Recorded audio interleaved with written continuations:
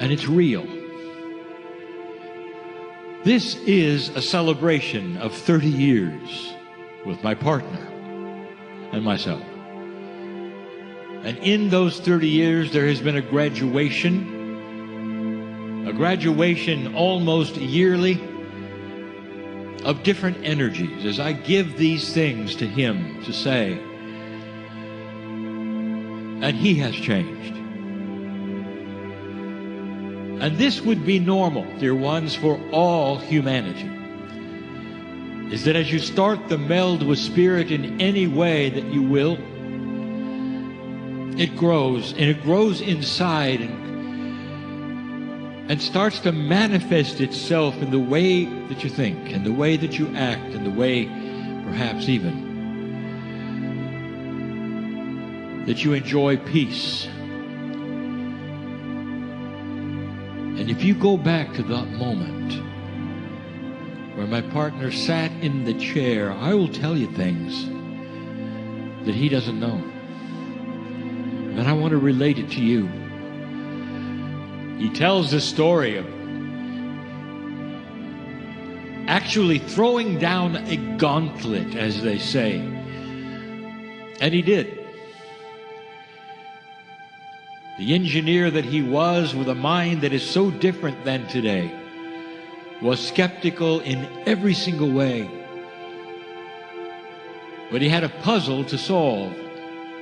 And indeed, he took the chair, and indeed, he said to the chair, "Are you real?" Meaning, Kryon, are you there? Or are you something that he just heard about, or perhaps a mythology, or something else that he couldn't identify? He didn't know invisible things.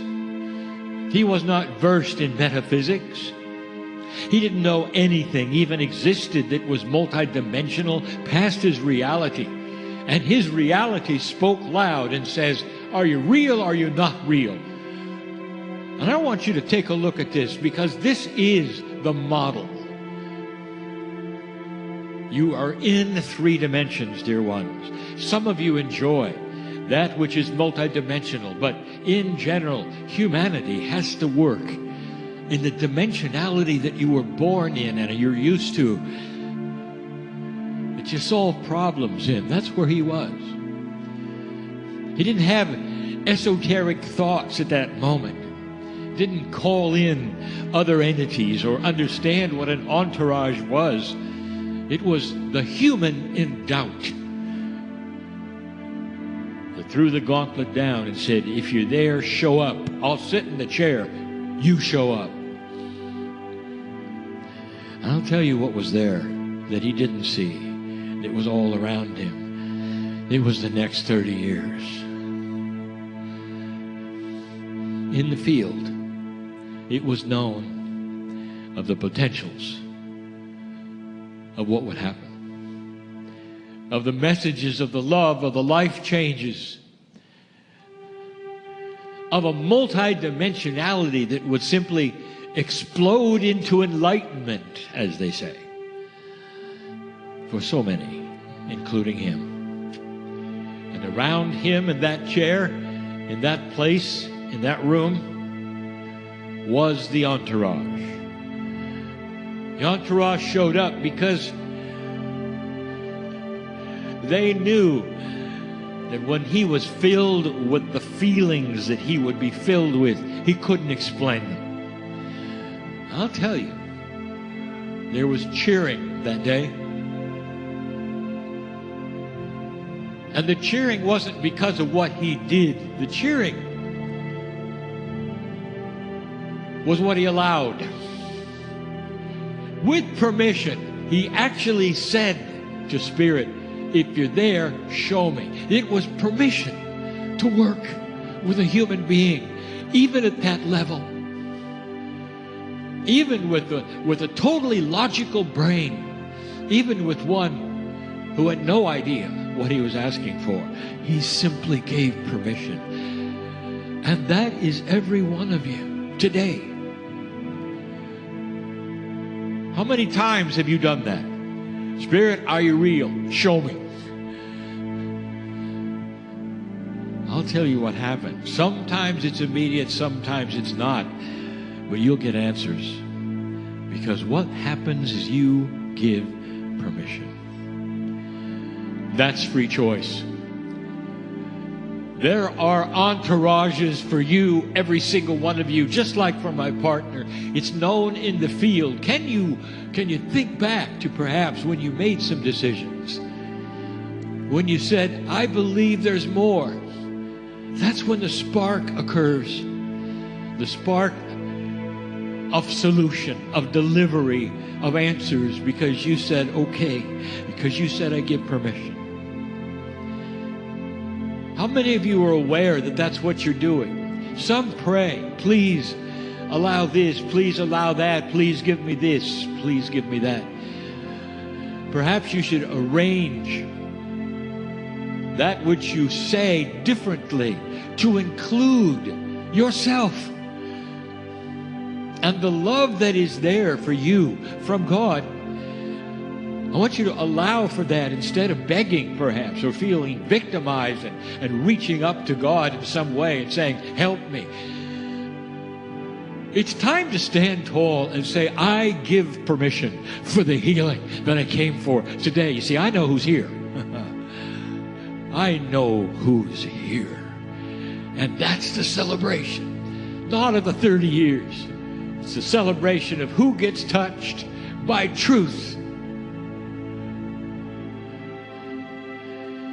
Can you do that? Those who listen later, I'm talking to you as well, but those who are in the chairs, as this conference begins with the beauty of the information to come in these days, of what you're going to see and feel, the ahas that are here and present, this is a perfect time to give permission for solutions. Every single one of you.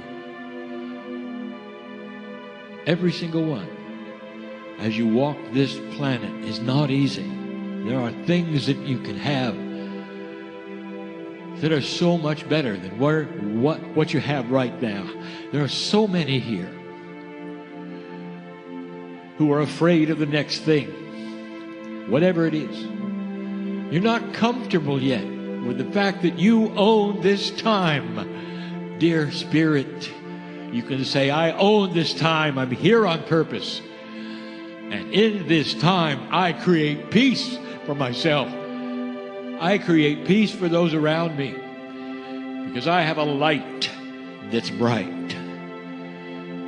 I create healing for myself. The healing that I have for myself will create more light, and those will see it who are around me. It's as simple as that. And you can say intellectually, please tell me really what I'm doing, and I'll say no. Because your intellect is not high enough to understand the multidimensionality of the love of God.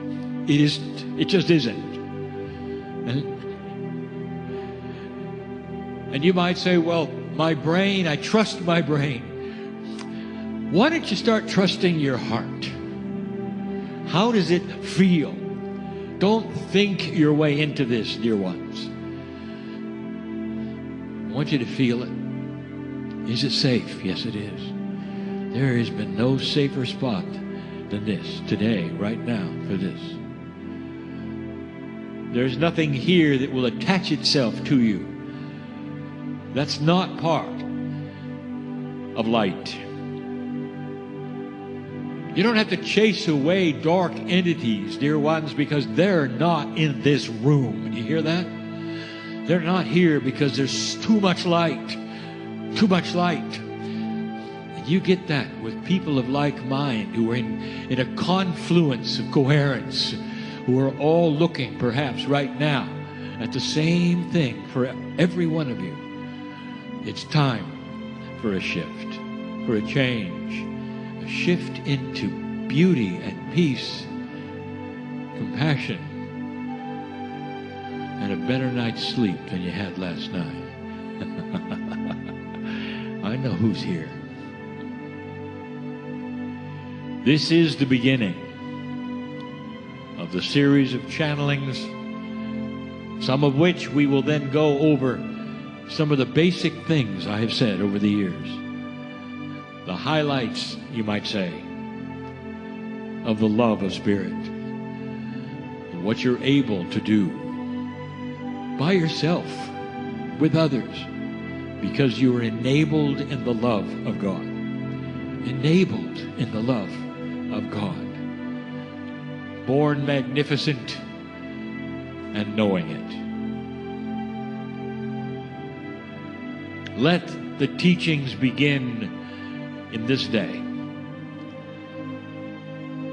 And may you all leave this room differently than you came. And I'll say that again later.